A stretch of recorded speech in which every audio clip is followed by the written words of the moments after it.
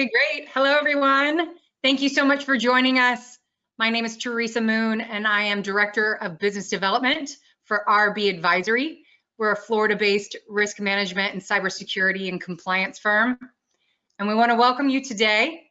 I'm going to take a few minutes in the beginning to introduce our esteemed guests.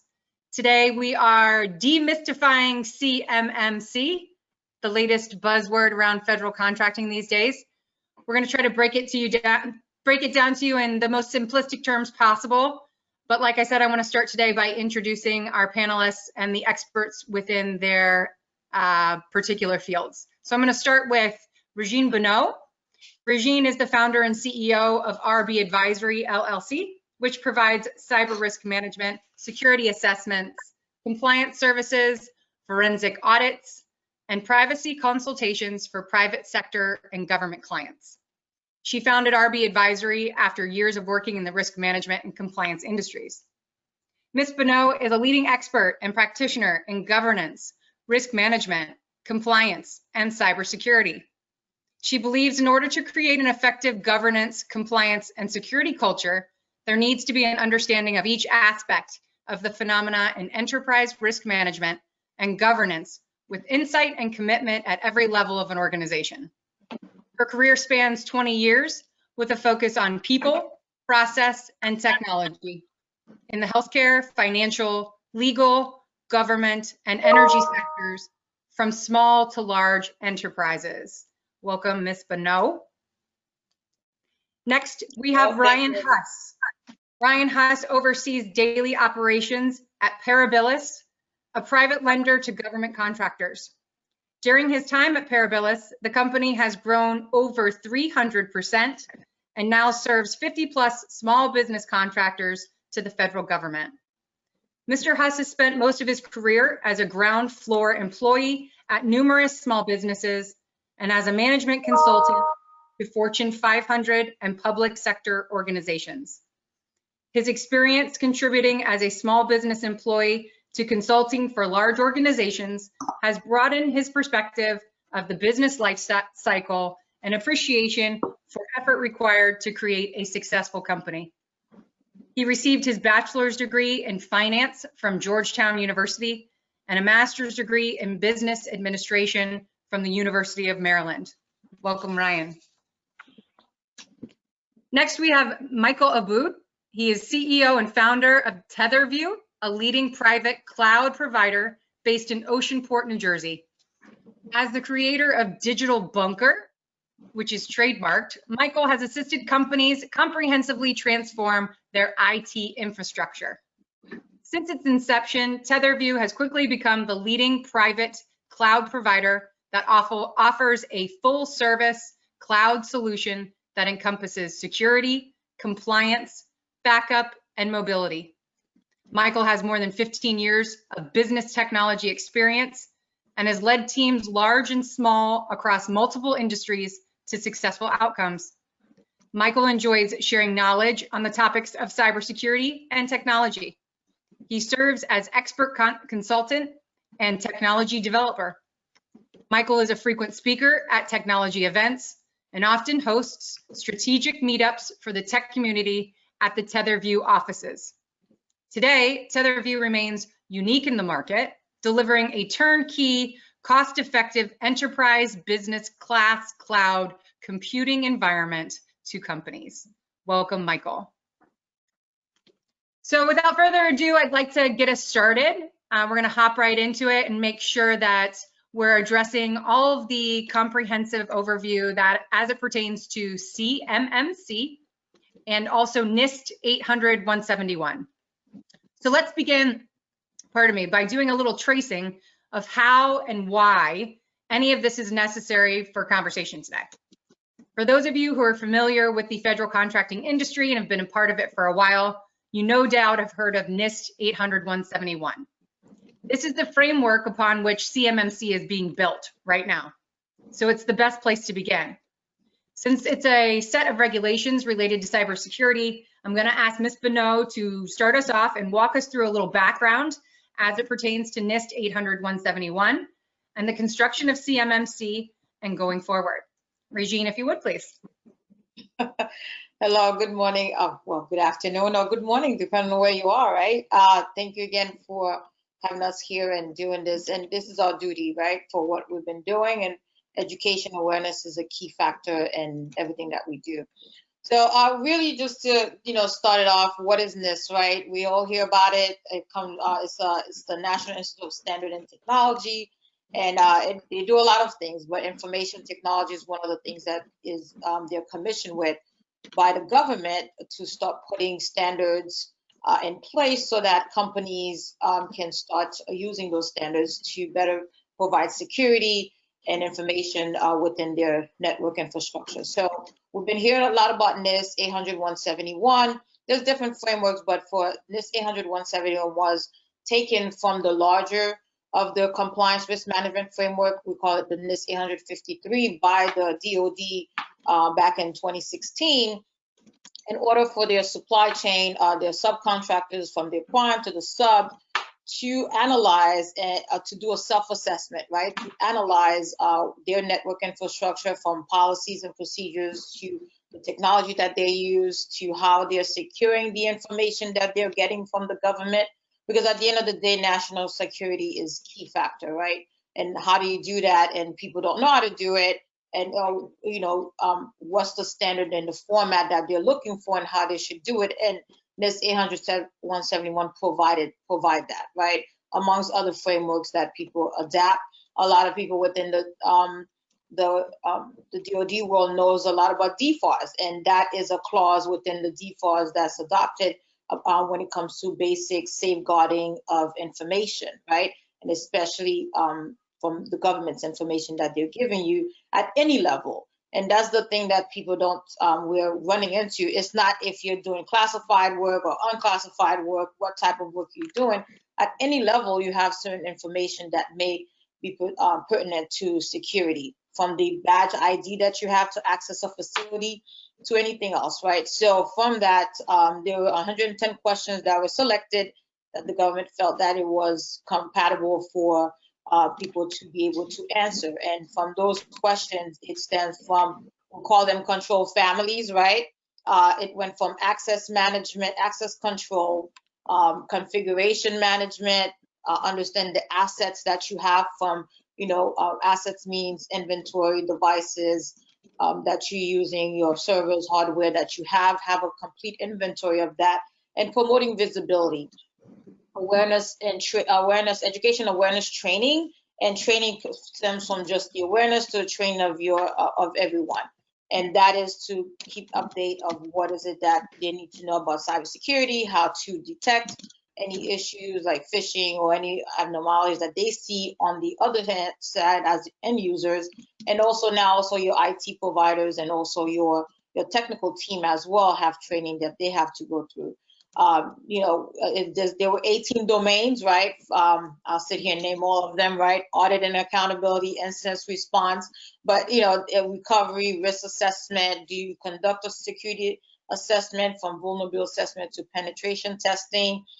Media protection, those USB drives that we've been hearing about, right? How are you configuring your network? How are you protecting the data? Governance comes into compliance, means governance, risk, and compliance as policies, procedures. How those are the driving force into what needs to put in place within the network, right? And then also across the company itself. And then you have the integrity, and that and integrity system and information integrity, and that's data. There's this we call the confidentiality, and integrity and accessibility of information, and that is a key factor in any realm that you in. And those were that a self-assessment, very clear what is it that you answer and what you should have in place if you're not doing it, and then how do you get it done. So a lot of all these companies were supposed to have that done back starting from 2016, and doing a self-assessment, analyzing where they are, properly documenting all this process. And then moving forward, producing what they call a POEM, which is a plan of action and milestone, depending on where you are and what you needed to fix, right? And Back then, you were supposed to submit all that to the CIO, and so that they can see within 30 days of being awarded a contract or within 30 days of being told by your prime to get those things done. Now we move fast forward 5 years later, right? CMMC now is because of all these breaches that are still happening, right? There's a lot of breaches we see not only on the commercial side, but also the government, the primes are experiencing that from the supply chain. And in order to, the government see the issue, and in order to have people comply with that, then we've been here, CMMCs develop, right? Still in the process of making sure that we have assessors, certifiers to go out there and certify, and making sure that what was supposed to start taking place since 2016 with the baseline of NIS 800-171, that it is being done. And now CMMC, what the government has done is now added extra controls as part of from the NIS 853, from their certs as well when it comes to incident response plan. It comes from a couple of different frameworks. Now a very comprehensive framework for everyone to do. And NIS 800-171, although we might want to go away from it, is the key baseline, key factor to start off with, and then implement those other controls on, from level 1 to level 5 on top of it, for you to actually start meeting that requirement. And then now it's a certification process, right? Which means there's two parties that needs to be involved. You have a party that provides you readiness, right? What we do, we provide, and other companies provide the readiness portion, which means we go through a process, get you assessed, implement, remediate, validate, and then monitor so that you can be ready to be certified. And that means someone else is going to come in that is authorized by the government to validate that you do have these framework, these processes in place, and you are providing the security measures that you need to according to the framework they outline. And now they'll issue you an attestation or a certification, and that certification is saying, yes, so and so company have gone through the process, and now we've tested and validated the controls, security controls they have in place, and it meets that requirement. And now you're able to conduct and continue doing business with your prime, gaining new business, right, from the government, because those RFPs are starting to come out with them, depending on what you're doing, and the levels will be stated clearly on those contracts, so you know what level you need to be in if you're going after a certain type of contract. And and again, it's just we've seen a lot, so the government is doing its part to protect the government. National security is key, and it's all about layers of defense, right? So because they use a lot of supply chain, the suppliers, there's 300,000 of them, right? So now they're saying they have to start protecting themselves at that level first, the first layers of security before it gets to them. And that is what it's about. It can be daunting to those that do not know, but it is a business aspect. You have to think of it as a business initiative, because if something does happen, the likelihood of you getting a contract is null. The likelihood of you being taken off a contract is there, right? So it is a business decision, because at the end of the day, not doing it is going to affect the livelihood of your company, the livelihood of your business, your legacy, what you've been planning to do. And why would you want to put yourself in that situation and not paying attention and doing what you need to do? So yeah, so I can be here all day, like I usually say, but just as high level, that is what you're looking into, what NIS is and what CMMC is, which is the Cybersecurity Maturity Model Certification, and it covers control unclassified information, FCI, which is federal contract information, and that's another topic of its own, right? How do you determine that, and then finding out the levels that you're in. So when you're looking, level 1 is asking you to have basic cyber hygienes, right? And then level 2, you have intermediate cyber hygiene. That means you've done, your assessment, you understand what's going on, you're applying a solution. Level 3 now, they call it manage, which means you put a lot of you have Social Security's policies, the different requirements in place. Now you're managing that, right? Which you're monitoring, you're staying on top of it, and you're following. You've documented, you perform assessments, you documented, and now you're managing to make sure you stay in place. And as you go up the levels, and depending on what type of work you have reviewed, which you're being proactive now, right? You're looking into what the issue is, you're not reactive as much. And then now you're advanced and progressive, that's what level 5 is. And that's more, larger corporation. But then again, this all depends on what type of work and services that you're providing to your primes, to the government directly. And that determines where you are and what you need to do. But first, an assessment, having a conversation and understanding what that is the way to go first. Excellent. Thank you so much for that insight. We appreciate it. We're going to move to Mr. Huss. I want to take the conversation to what your business does to support federal contractors, all of whom are going to be affected by these regulations. When you're consulting with your clients, what are you hearing in relation to this change? And how are you, as a business that also is going to be affected by this, how are you approaching it in terms of having to comply with the certification program, navigating getting started? If you wouldn't mind just giving us an insight on both sides of that, please. Yeah, so what we are seeing is that this is much more of, I think a lot of the companies that, well, first of all, we support only government contractors, the majority of which are DoD contractors, whether they're subcontractors or prime contractors. All of them have this kind of strategic imperative to invest in cybersecurity because not only because there's actual risk with cybersecurity, that's kind of step one. Step two is there's going to be a requirement coming down the road, whether it's long down the road because it's an actual requirement from the government, or your prime start to realize that it's a strategic imperative that you invest in it now, so that that you actually aren't compromising their level as well. So we're starting to hear a lot of chatter around that, but we're going to start to look at it as a compliance factor as well, so that the companies are providing a certification level, and we want to be able to see that they're compliant so that they're not at risk of losing a contract or any other risks that come alongside that. But it goes a long way in terms of our risk management as well. So that's kind of the backdrop, but really there's ultimately some potential limitation financially for some of these clients depending on how big they are. So we are looking to support the broader client base, which mostly is the small businesses, with the ability to fund them with a financing facility to help them with this upfront investment and to be able to kind of spread that cost out over 24 months so that it's not a huge hit to cash and they can actually afford it and they can start the investment now rather than later. Excellent, thank you. Okay, so we're going to move on to the next part. So Ryan, I'm going to start with you again. I want to get a little bit more detailed into how each of you guys can assist in this process. From my perspective, I'm Director of Business Development for RB Advisory.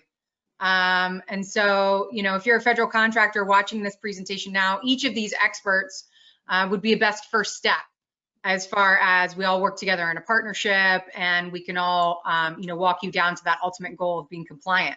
So you yourself, are involved on the business side of it for Parabilis. I'm, like I said, Director of Business Development for RBA. I'm on the front lines promoting the certification, the necessity for it, and it isn't an easy push right now. So what's the most predominant pushback that you're receiving from your constituents? The one that I'm receiving most about is due to allocating funds towards this process. Can you discuss how companies can approach this from your financial expertise and speak to how your company not only advises your clients to address, but how you've been digesting the implementation process as a small business yourself? Yes, sure. So our basic product is a working capital line of credit, similar to what a bank would provide. We're just private, so we have a little more flexibility in how we can serve our client base. But ultimately, this is a working capital cash problem, fundamentally.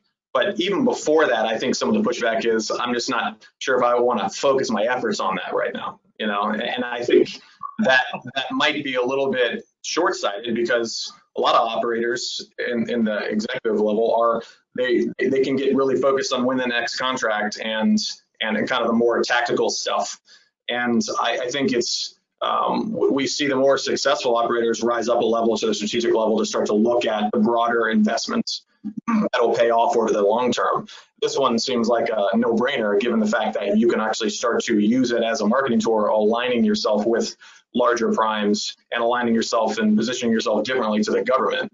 So I think that first piece of kind of I'll just wait until later is something that we can't really advise our clients. We don't really advise them technically. We don't recommend things, but we can have strategic discussions with them and kind of have the pros and cons discussion. So that's a lot of what we're doing now, but we want to make sure that if it looks like a good strategic investment and they're convinced of that, not by us, but just based on the information at hand, we can be an enabler to help that happen sooner rather than later with some of the financial means, right? Because our prime product is a line of credit that is for standing up new contracts and managing cash flow on a regular basis. But alongside that, we can strategically put in other facilities that would spread out the debt servicing over a long period of time to make investments like this not really a problem. And you know, we use it for investment in infrastructure, you know, these term loans, if you will, but we also will use it to refinance debt that is really high costs and maybe from a predatory lender, so that we can properly stand up to working capital ability or position, so that they don't actually have that as a problem. Until we can take care of that working capital problem, so they can just kind of go out and start winning work and blocking and tackling. But this is one of those things where you have your financing in place, now you have your cyber hygiene in place. Now, what's the next kind of strategic imperative? And keep on moving down the line and make sure you're not losing sight of those as you're growing the business. Well, that's great. And I appreciate you addressing that because, like I said, you know, it's been the predominant pushback that we're seeing these days. And so it's nice to be able to see from that perspective kind of avenues that clients of ours can navigate to make it a little less rocky. I want to encourage everyone that's paying attention today, who's joining us, to send in some questions. We're going to be at the end doing a little Q&A one-on-one with all the panelists. So if while we're having this discussion, something strikes you that's relevant to your business, to your industry, we'd be happy to answer those questions at the end. For those of you who stayed to the end as well, there's going to be some nice little giveaways that we'll give you. So I won't be able to throw candy at your face, but I'll be able to send you an email with some giveaways. So don't forget to stay tuned. I appreciate that, like I said, Ryan's perspective, and I want to swing back to Regine if I can. Given that the crux of everything that we're talking about today, the basis of it is relevant to cybersecurity and securing your data and privacy.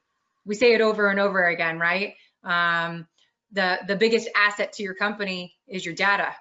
And what people don't recognize is that you just can't get a platform in place and say, well, I have this and so I'm fine, or we've already done that, so we're fine. And you know, you addressed earlier that the difference between NIST 800-171 and CMMC implementation, at its core, the biggest difference is the self-assessment difference, right? In years past, these companies have been able to say, yep, we're good. And the government's just been okay with it. And now we've realized that, I mean, with all that's going on in our world today, cybersecurity or cyber threats are the biggest threat to our cybersecurity or security of our national defense. So I want you, if you can, Regine, to talk a little bit about first steps that businesses can do to make this process a little bit more palatable, especially those people who aren't really convinced yet that this is actually happening. If you can recommend to these businesses, especially those who are already supporting or leading current federal contracts, if you can talk about some of the things that we've seen with our clients that we know firsthand right now is actually happening, if you can address that. And also talk a little bit about some upcoming deadlines, who they apply to, how businesses are going to be affected by those deadlines. You know, the federal government's doing a lot to publicize this. We listened to Katie Arrington do a lot of LinkedIn videos. She's doing, you know, equally as many webinars and panel chats as I'm having you do lately. So there is something to it. So if you can, you know, speak to those ideas right now, that would be great. Thank you. Oh, no problem.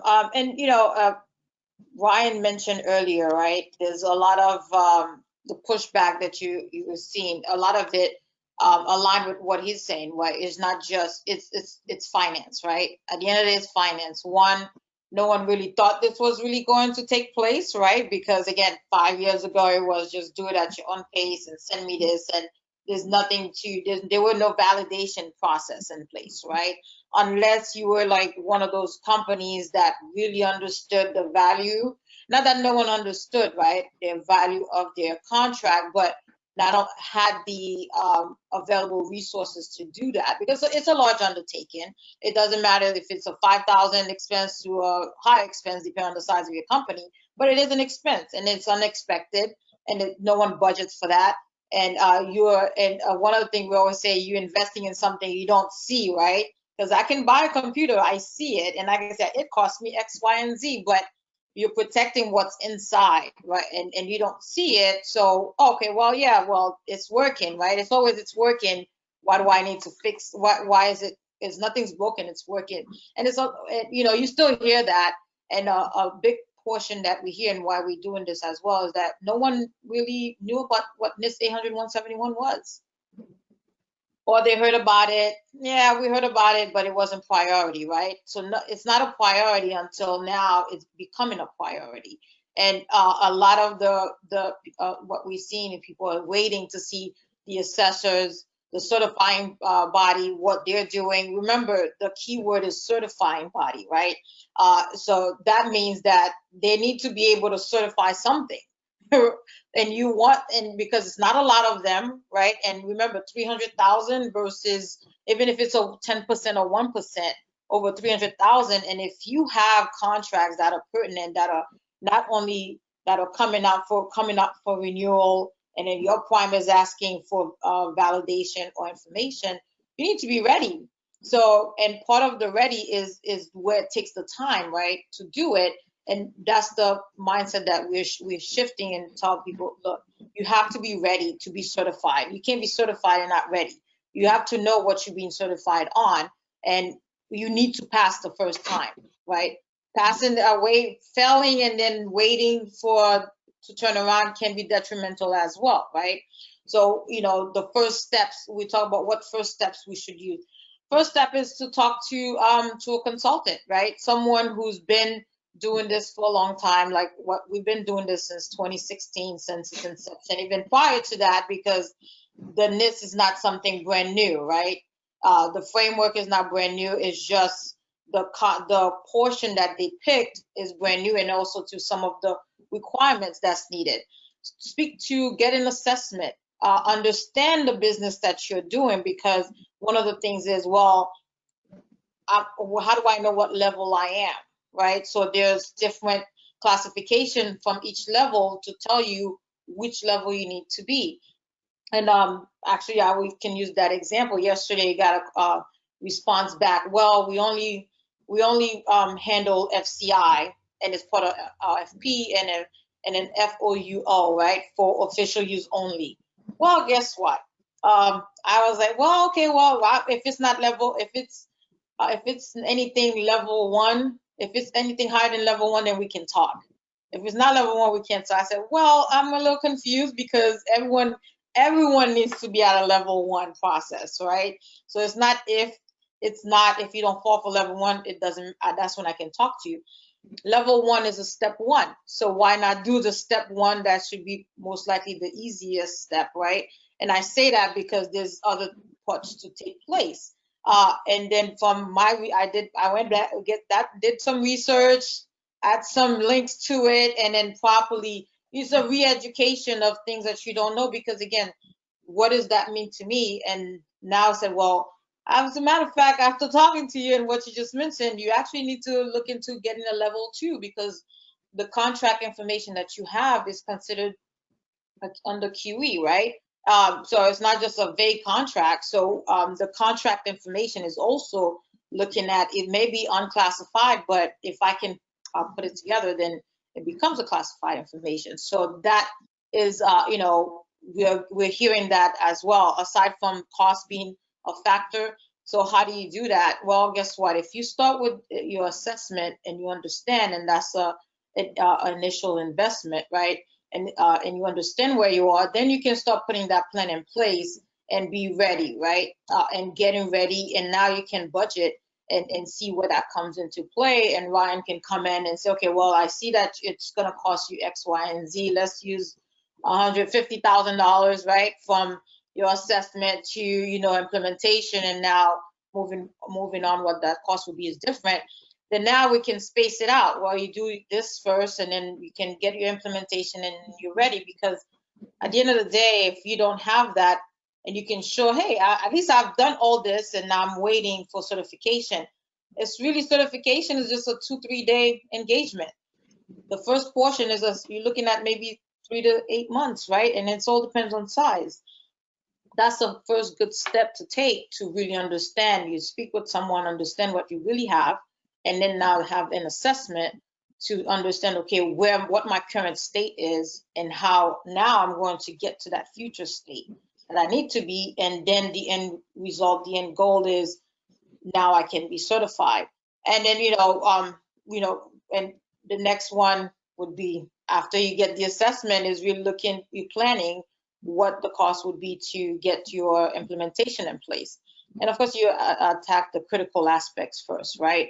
And when you're hearing about those dates that are coming into play, we hear about November, we hear December, right? RFPs will start, certain RFPs are coming out already. We've actually have clients that already seen RFPs coming out and asking for even level 3, right? But then again, that's dependent on the contracts, and that's coming out now. They're engaging and asking, can you help us? And we have X amount of time to get it done before we get awarded. Recently, on September 29, there was an amendment to the CMMC, which talks based about the self-assessment that everyone was supposed to get done, right? The NIST 800-171. Now it's like, oh my goodness, this is what needed to be done first, and then now apply the levels to it. Now you need to provide these, if I'm not mistaken, by the end of November or in December as well, right? And that's what we've been asked. This is exactly your assessment, right? Find your assessment, understand where you are. Now the government will understand where you are as well and what your score is, and that scale to depict, what's your, what do you call it? What's your, not a threat, but it's really where you are, and then where you're gonna go, what's the next step to take. And also it's a study for them as well to understand the massive undertaking that is required for all of these contractors, 300,000 plus and growing, that needs to get things inappropriate. And now from that, you're looking into, a full-blown all RFPs by the middle of, 2021, right? June 2021. And I don't say to wait for that, because as I said, we've seen it already coming down the pipeline, and those requirements, and I have seen it myself, so it's not like someone told me about it. And then in December is another rollout, right? So they're coming out, they're asking. We've had a situation also where and doing engagement, preliminary conversation with a prospective client. They got a letter from their prime saying, well, I'm not signing this NDA, or can you continue contract if you don't show me that you actually have these things in place, or you have that plan and it's already in process of taking place. You see where the difference, right? So you have done your assessment. It's no longer you've done it. Now show me that it's in process of you in the remediation process. You're implementing those changes so that I can say, okay, well, how long do you have? And if your contract ends in December and you're not done, at least you show me you're done, then guess what? You have that. And for a small business, or any business, but a small business, which is the mass number, a $750,000, a $250,000 a year contract is detrimental, right? It's a life or death for a company, and Ryan, you can attest to that, right? So when you're looking at a $750,000 and you have employees and you have other requirements and other things allotted to this, losing that is not a fun. It's not fun, especially if the investment that you have to make is not even 1% of that, right? And so losing, if you have 3 contracts, you lose 1. That's a large revenue that you're losing, and that can be how that can change the facet of the company in the next 1 to 2 years. And this is, this is the aspect that the businesses needs to start understanding. And then you have, like I mentioned, the deadlines that are coming in. So taking the steps is not something you just jump and do it. Well, can you break it down and see where I am? Then now let's get to the next phase on how I'm going to get there. What's your timeline? And for some people, it could be quicker than others because of what you're doing and what those requirements are. That's great. Thank you. From our perspective too, Regine, you and I talk about it a lot. We try to advise some of our small business clients about the fact that because this is new, starting first gives you a competitive advantage. So like other small businesses, we are supporting larger primes in activity right now within federal contracting. And we've been able to push ourselves to the top of a vendor list because of the fact that they know with regard to what we do for a living and with regard to the fact that we are spearheading this navigation of CMMC, that we are already NIST compliant and we are already in process for CMMC. And, let's not take away from the fact that we're very aware that, the nature of this, because it is so new, that there's going to be some growing pains with it and there's going to be some adjustments made, but it isn't going anywhere. The government's been very clear about that. And that's why, like you said, we had this late September deadline that came out talking about being NIST requirements being necessary and that assessment in the infantile stage being necessary. But in the marketplace, those of us who are on my side, who are constantly putting themselves on vendor lists, the way that we're going to jump to the top from the bottom is the fact that we're going to be compliant before some of our colleagues in the same field. And just because a cyber company attests to performing cyber activity doesn't mean that they're going to recognize the need for CMMC. It's kind of like I met with someone yesterday that kept referring to it. It's the chicken before the egg scenario, right? And so just because we're out front of it doesn't mean that it ain't happening. And it doesn't matter, when this finalization comes down, we already know we're in process for it. We already know that primes are asking for some results, some proven results that they can go back to the government and saying that all of their supporting vendors are in compliance to the level that they need to be now. And then going forward, we of course would consult them on the necessary steps to move from NIST to CMMC.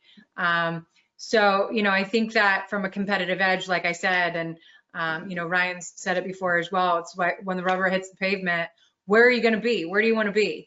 And do you want to be that one that's jumped out ahead of it and made sure that your company is secured? It has nothing to do with anyone else, right? But you're securing your own data. So outside of needing it for your contract purposes, you need it for the purpose of making sure that you're not vulnerable, because that's the first step, is assessing your vulnerability and then going from there, right? Am I doing well? I'm doing well from a listening standpoint. That's okay. You can cheerlead me later. What I want to do now is give you guys some time, and I want to let the audience know some of you are joining our TetherView clients or constituents of Michael Aboud. He's been called away for an urgent matter.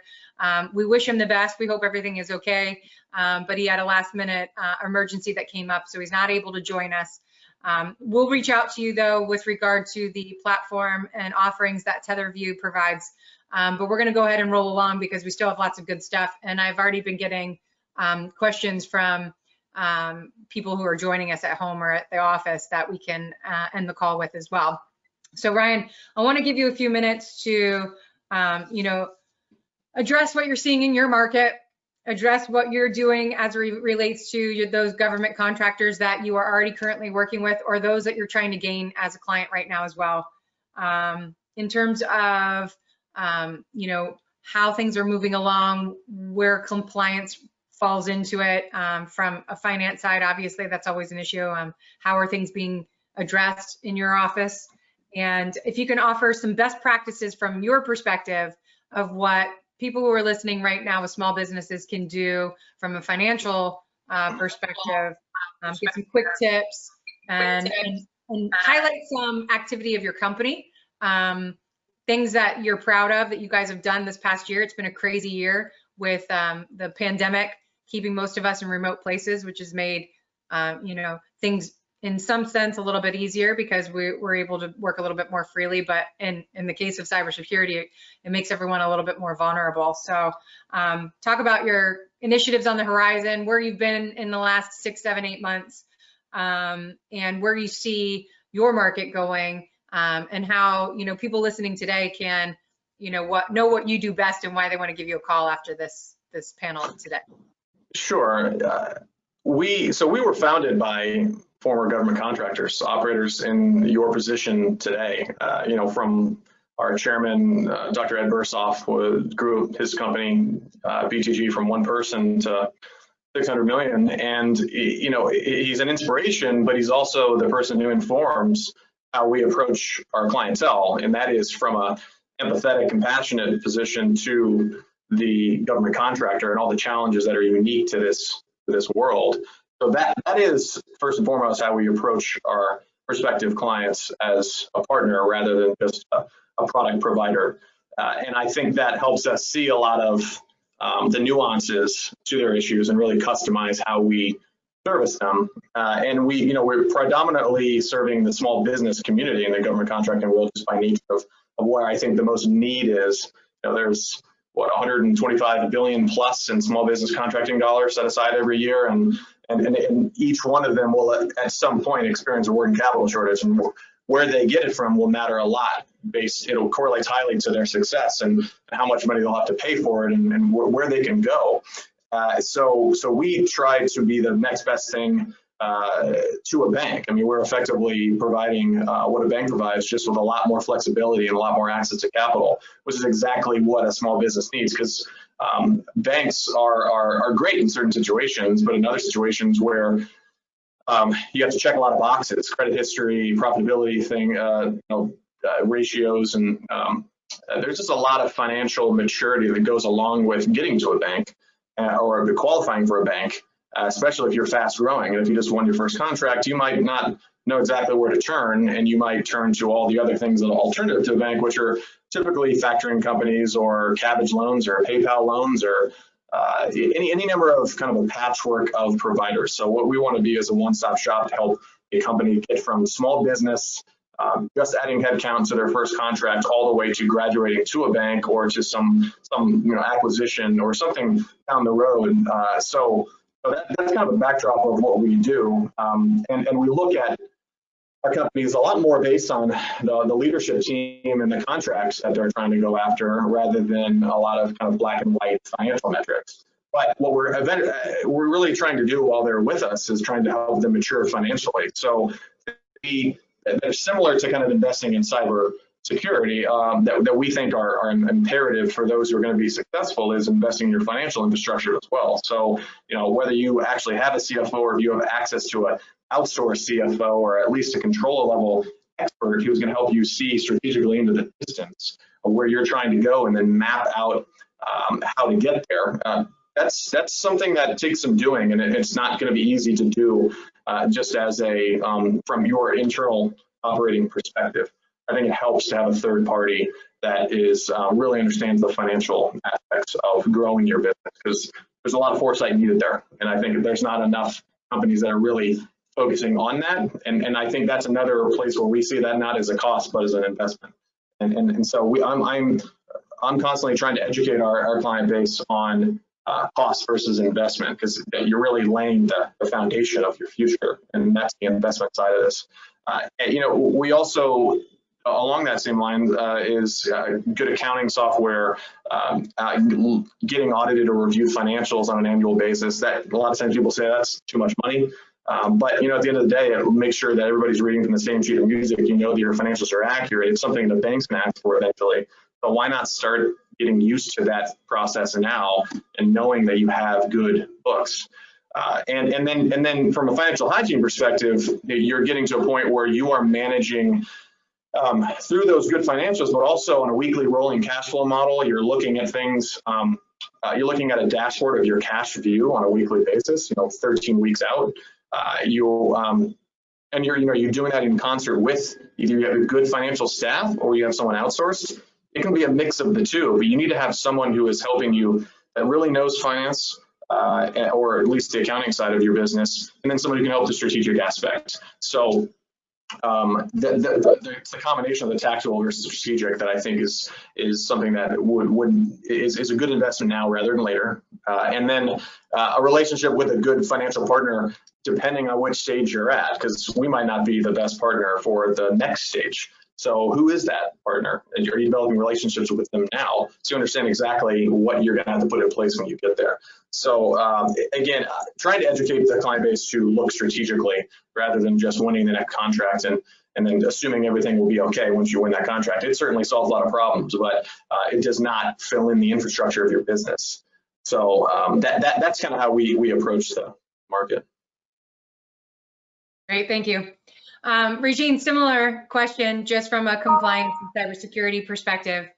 I want you to look at or think about it in terms of the clients that we're dealing with now, in terms of government contracting, compliance, CMMC, NIST 800-171.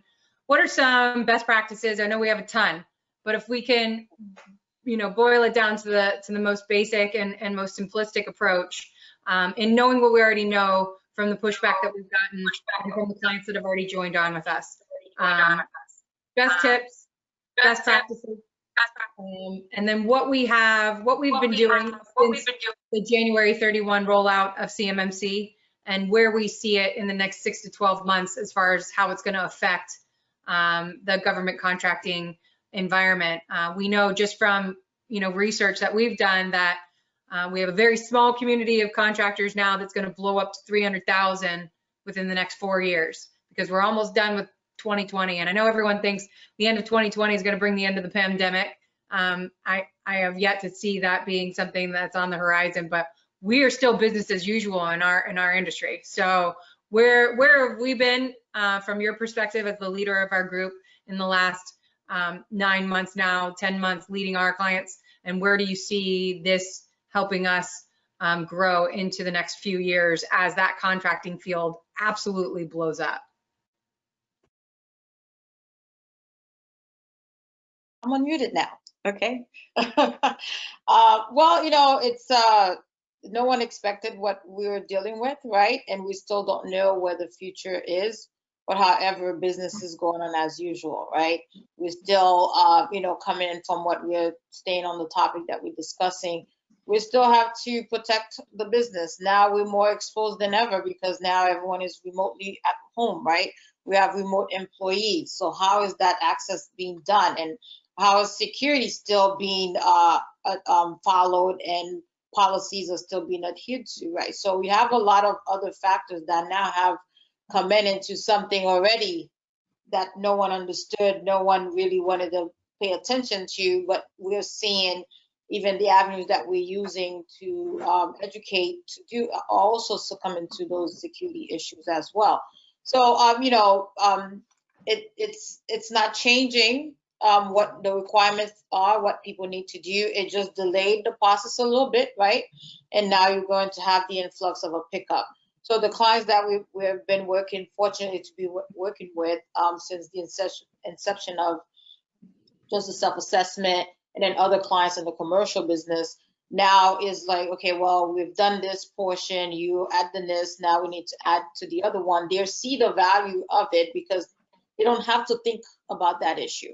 So, if we were to take all these requirements, right, that we have to meet, at the end of the day, you owe it to yourself as a company, and that's how I look at it on my perspective, right? I understand how I started. I understand what I need to do to continue going on. So, as a business decision, Ryan touched base on it, thinking strategically, not just for tomorrow, but for the next 5 years, or even prior to the next opportunity. I had to see, well, this is a business decision, and I have to stay ahead of it. And we all know January comes around, a lot of primes are starting to cut people off, right? They're changing sub, bringing sub in, and we hear from throughout the conversation, a key differentiator is this now for you. And it's not a propaganda, it is. It is going to be, and we're seeing it happening, and it is starting to, and the clients that we currently had and now moving into the process, they understand, because now they're being sought after, right? Because they were prepared and they were ready, and we're getting them to that final stage to now just wait for their certification. And as we're talking to new ones, is they're understanding, okay, well, where are you, and what's your support, right? And how do you understand this? And we're doing the education process for them to understand and seeing the value. You have those that knows because they've been doing it, let's get it done and move forward. And then you have the education that we have to do at first, and then the understanding. But we'll mention it throughout the call. This is not going away. Technology is not going away. It's actually, evolving more, right? We have 5G, we have virtual reality, and all of these are commodities that is being offered to the government, right? And then guess what? There's security issues with all of them, and they start looking into that and understanding what that next level is going to be. So, we have to capture this now, and yes, it can be daunting and oh my goodness, what am I supposed to do? But it's not, because everything is about your business. If whoever we're talking to a consultant to understand, they have to understand your business, because everything evolves around your business and its initiative in order for you to make that decision to move forward, and understanding what kind of business that you have as well. And all of these concepts are what is well received, right? And then helps make that decision a little bit easier, and then provide those avenues of ways to alleviate, that resource that they need as well. But, as we're moving into 2021, coming in around the corner, I said, because we're almost at the end of, I just realized next week is the last week of October. So there we are, right? We just started and we're ending. And you have holidays coming in and all of that. So all of these things we need to start to look into.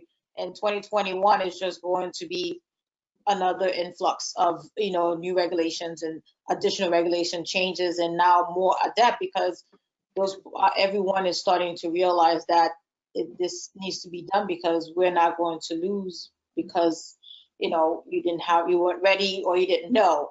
Again, I will restate that. You have to pay attention to what's happening to the certifying body, but there needs to be something to certify, right?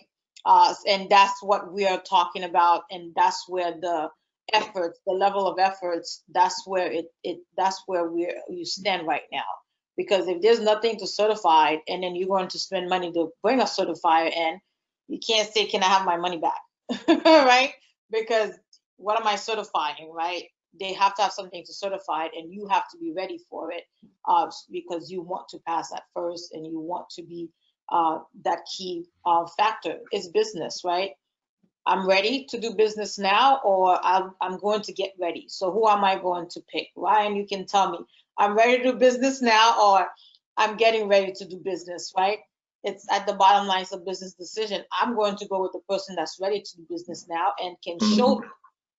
It's all about show me, right? Can show me I'm ready to do business now. Maybe there's a little caveat, but they can show me, and I can bring in someone to help tweak that little bit that I can have. Oh, I'm getting ready. My mentor always told me, right? You have to be ready and not get ready, because get ready is not going to take you to that next level. But yeah, and we're staying tuned and staying on top of the changes, because, we serve as a voice, right? We serve as the leader for our clients, for our partners as well. What's changing? How do we help adapt? So we're working as a team, not only, for everyone, right? So how do we help adapt? How do we come in to support? And that is what is going to be required, and that's what's needed. You're not going to sit and wait, well, how do I do this? Well, here's the team member that's going to help you. Here's a partner that's going to help you, and be ready to have that initiated. I advise everyone to really pay attention and understanding where you are, because, if you don't understand where you stand, you can't get to that next level. You can't secure something you don't know, right? That's in the security world. How do you secure something you don't know? What am I securing? I could put a lock in the door. What kind of lock I need to put in the door? It's all of these things that kind of process that takes place, that we need to start thinking about, and your fiduciary duty to yourself. as a business owner or as part of the business, right? Because that, at the end of the day, take away all this, everything else, I'm coming after you because I know that you're going to have to pay me. You know, Mm-hmm. It's a business decision for the, and not me the hacker, but the hacker, right? It's a business decision at the end of the day. Do you want to, which way do you want to be? And be ready. And it's not, like I said, it's not if or when, it's how you're going to be ready to respond on every level as you move forward. I'll be here all day. Excellent. Now be sure to tip your waiters, right? We've been getting some questions while you guys have been talking, so I want to make sure that we address some of those as well. Ryan, I'm going to start with you. We had one come through a minute ago. What other types of infrastructure investments similar to cybersecurity are you seeing paying off for your government contractor clients? Yeah, so, you know, in the overview I provided before, there's really the high points. It's looking kind of like you look at cybersecurity from a maturity perspective, you look at your financial maturity as well. And so you assess where you are. What we do with our clients is we can provide them a diagnostic report of their financial maturity, and it benchmarks them against their industry, the best practice in their industry, across all sorts of financial ratios, help them understand what those ratios means, helps them start to think, maybe I should start paying attention to ratios and thinking in that way. So you're actually managing by a dashboard rather than just managing by your bank account. So I think it's really a lot of a mindset investment more than it is just buying new software or hiring somebody new. It is a big step up into kind of the strategic realm. And then on top of that, really, it's hard to find a good CFO. It's very hard to find a really good CFO that is government contracting, you know, steeped in that industry. So oftentimes it might be good to find an outsourced place that has someone who can help you with from a CPA perspective, but also from a strategic planning perspective financially. Those are good investments now because you want to be able to map out where you're going and then start trying to hit your targets, right? It's very hard to do strategic planning in a vacuum. So I bring somebody in from the outside to help you do that. Very similar. There's a lot of similarity between the cyber piece and the financial piece. You're setting the infrastructure of your company. So think about it like that, and it starts to become a little bit more obvious as to where you should spend your money and your time. The time is investing in how to think of your business strategically and what are the different metrics and dashboards I should be looking at for that. But on the specific kind of technical front, you can invest in good accounting systems, which isn't actually a lot. You can do it all through QuickBooks, but how do you set up QuickBooks to make sure that it gives you the dashboarding and reports that you want? Pay someone to help you figure that out, you know, and that sounds like a cost right now, but ultimately it's not, and it should be something your bottom line can supply.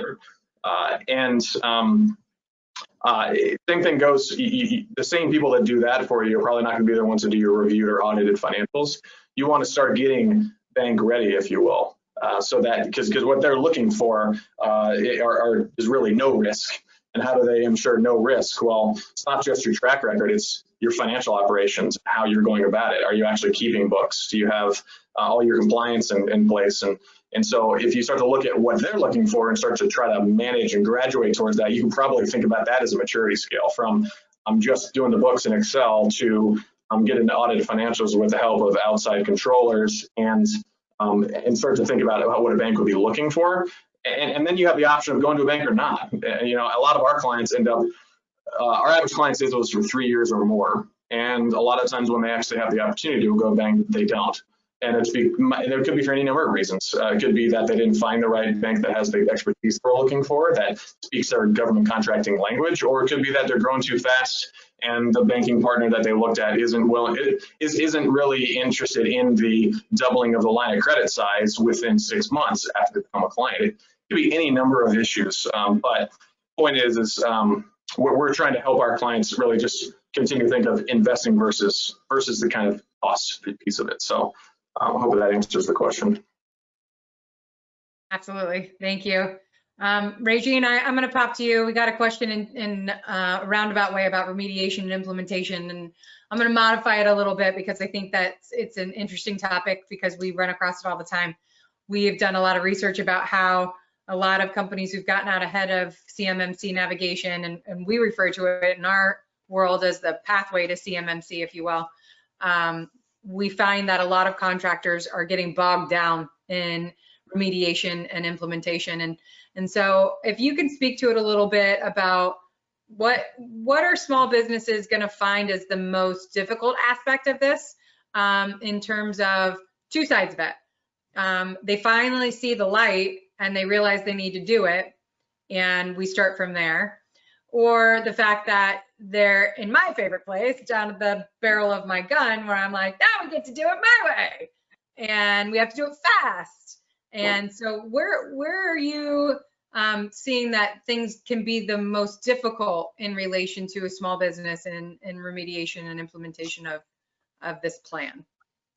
What we're seeing is a lot of it is the documentation process, right? So you can easily purchase a solution, once you understand and put that plan in place, you buy a solution. TeleView is a partner of ours as well, and then now documenting, right? So documentation, what do I have, what do I need, I don't know, where does that go? So a lot of it is documentation, and also not properly understanding your own processes, right? Not having the right roles, the right and it's funny, right? We're talking HR kind of stuff. It's like the roles and responsibilities don't really match what the person is doing now. It doesn't match what access they have as well.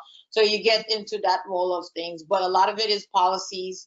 A lot of it is the governance side of it. That is really that's bogging down the process, the flow, and you can't really automate that process, right? Because this is really key to the business, and you have to really stay and put that attention and properly document it, because they have to speak to it and understand it. And the next thing is employee, right? The culture, right? We've seen how is the culture being discussed to the employees and staff, and how, because that is a key component. I always say you can put you can secure the perimeter, you can secure the interior as well, but if no one knows about it, how they're going to do, if you don't change the culture and start that conversation early within the company, people view it as, it's going to stop me from doing work, right? Production efficiency. But at the end of the day, that one click is going to stop production and efficiency. So from documentation, a lot of governance requirements, right, put in place, and then the culture itself, changing that mindset is a large issue. Cost is just a cost, right? It's an investment, so it's not even part of it. But there is what they're not really understanding, because once I have it in place, well, I'm good. It's not that. So that's the conversation, and that's what we're seeing a lot of with now. That's what we like to do, the technical, right? But the documenting and making sure that the document matches the technical, and now you test it back and forth. That is a daunting task, and that takes a lot of time. So that's why you have different partners that will do different things for you. Great. We had another question come in. It's actually two. I'm going to put it together into one, because I think you can answer it pretty succinctly as a one question.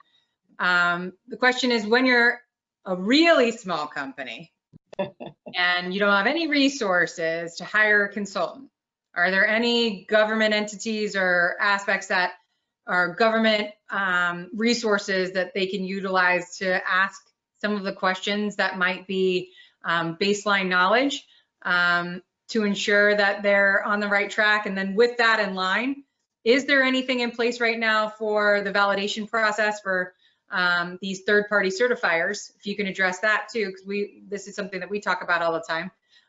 Is there a checklist of any kind? So we're looking at it from two sides. Really small companies that are just, they don't have any resources to bring in someone like us. What are they going to do? Because this is the crux of where they make their money. What's first, next, best step, and any certification checklist that they can maybe reference? Well, if you have the right partner in place, they should be able to help you, right? Identify that. So it shouldn't be, I'm a small business, I don't have anything to bring anyone on site, because someone needs to come on site before you even do that, right? So however, it's really aligning yourself with the right I call it, they're not clients, they're partners. We're their partner in this, right? And that's why we're all here, right? We see each other as partners to our client because we're part of the process with them. So first is understanding who you're engaging with, right? Because that person should be able to help you or give you some insight prior to the large aspect to come in to actually do the work. There are some checklists if you go into part of the in this, right? If you look at the NIST 800-171, it's the full, you can look at it and understand. It's really the understanding process. They've done a very good job at, here's the question, here's what your answer should be, and here's what you should be looking to put in place, right? But at the end of the day, it still requires time, and time is a resource, right? And so it's really aligning with that. And what was the next question you were asking about the assessors, the certification process? So yeah, so with the first 72 provisional assessors that were selected were just graduated, right? So now it's just going through the process of, they're going to start selecting certain companies, right, that have submitted their documents already or going to primes that are ready to start that process, right, to start the certifying and testing and validating that portion of the assessors now before that large rollout comes out. So this is where we are now, and there's a big, it's large reasons why that people they're being asked to provide their assessment for the NIST 800-171. There's a link. We can provide that as well as a follow-up as well, where that link is for you to find.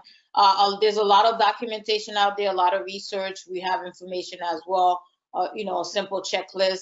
Really, when you look at it from the basis of it, access control, right? Access control. Who do I give access to, and who do I limit, right? And if you're using Office 365, depending on the level, you cannot give access to the secretary to the whole thing, unless it's you and the secretary, but then you still need to manage that, right? So as a small business mindset, I used to be the all in all, right? I'm the secretary, I'm the marketer, I'm this and that. So the one person, but I only have one passcode, is mine. So there's no real differentiation of who. So access control, if you could identify, clearly identified the roles and responsibilities of all of the employees or your contractors and what they're supposed to be doing, and what access do I give them? You cannot give them access to the kingdom, right? To the whole, your data, and understanding the information and the data, getting a, quick inventory of all your devices that you have. Even if you're a one-person shop, right? You should know the computer using, the applications that you're using, the softwares you're using, right? Even the vendors, like, okay, if you're using a CRM, if it's Zoho or Zoom, or all of these things that you're using, down to the phone. If your phone is a government, not government, if it's a company issued phone, as a small business, everything is a company issued, right? So, but those devices, having an inventory of all of those, that is helpful, right? And, on a small scale, there's McAfee, right? You have malware bytes on a small, for small businesses. You spend $69 for a whole year, divide that by 12 to help protect against scanning. And, those little small things that you can do, looking into some small antivirus for yourself. So, as a company, access control, password protection, right? So we talk about password, people's like, well, come on now. If I can sit here, I will be here all day to tell you till now the type of password that we're interacting with, right? So it's still a big issue. It's still a big factor. Sharing education, there's small, you can go in online and look into some education factors. So yeah, the checklist, we could provide you a small little checklist of what you should start looking at now, right? And as a company, as a small person, what can I do to do it?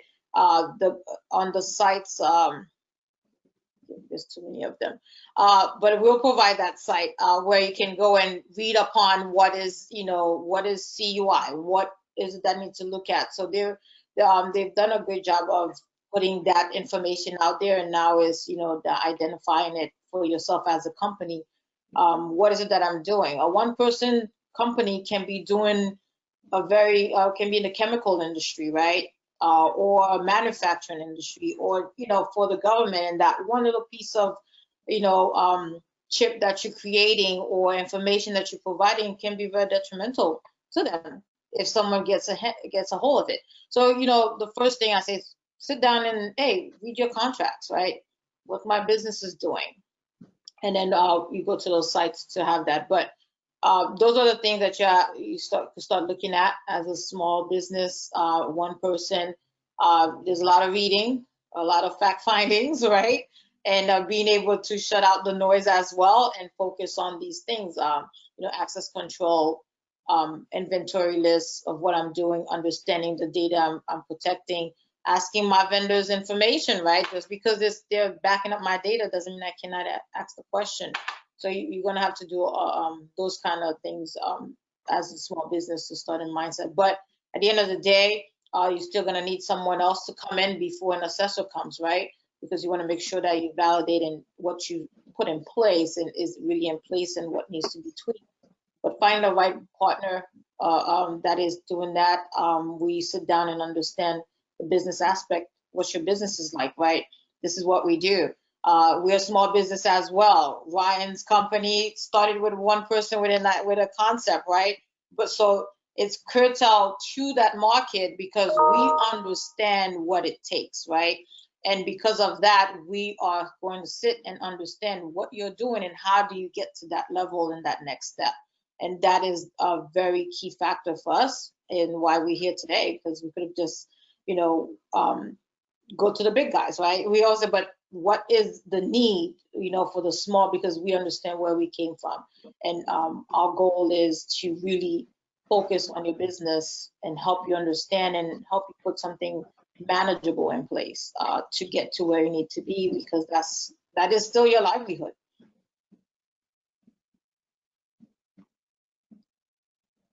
Thank you. Okay, Ryan, I'm going to end with you. We just talked a whole lot about good cyber hygiene. You discuss a little bit for us about what good financial hygiene looks like for government contractors. Yes, that's there's not much more than I've already kind of outlined. I think it's really just managing by dashboard, by metrics, investing in outside accounting, audited financials, reviewed financials, and finding yourself a consultant that is very much like a regime for finance, right? And just thinking about it from a maturity perspective, you need to be maturing over time rather than just continuing to win contracts and manage in an Excel sheet. Very tempting to do that because winning contracts can fix a lot of problems, but it really if you're after kind of really truly building a business, the maturity is going to have to happen at some point. And I think it just pays to continue to invest in that type of mindset and then look for the different partners that will help you achieve each one of those maturity levels. Yep. Great. Thank you. Well, I want to say again, we thank TetherView for helping us coordinate with this today. We wish them well. We know that they weren't able to join us, but there's going to be lots of information coming your way should you want information about their platform and offerings. I want to thank both of you for filling in the blanks for me. It could have been really boring if you hadn't done such a great job. So I appreciate it because I was already told that my jokes were failing miserably before we got on live. So I'm glad you're making it look good. Happy to ride your coattails anytime. I appreciate the ride. I want to thank everyone for joining us. Please pass this along. We're going to have this link available going forward. So if you'd like to, peruse it again for the information that was given, that's great. If you want to pass it along to your friends within the same industry or within federal contracting, we'd appreciate that. As promised, if you made it to the end, we do have some vulnerability and website scans that we'd like to offer you for free. If you are interested, you can email me. And my information is provided in the invite that was sent to you. We'd be happy to get that set up for you. We're always happy to consult any of the small businesses involved in federal contracting we'll give you your first consultation for free as well, because like Regine said, we'd like to partner with you. And we're always looking to find a way that we can bring partners in like Ryan and Michael from Tetherview and help you really assess what your needs are, where you are, to help you get to the end result of being compliant. So thank you again to our distinguished guests, those of you attending virtually. We appreciate your time. I'm Teresa Moon. I'm Director of Business Development for RB Advisory here in not so sunny Florida today. So, but it is very warm. So if it's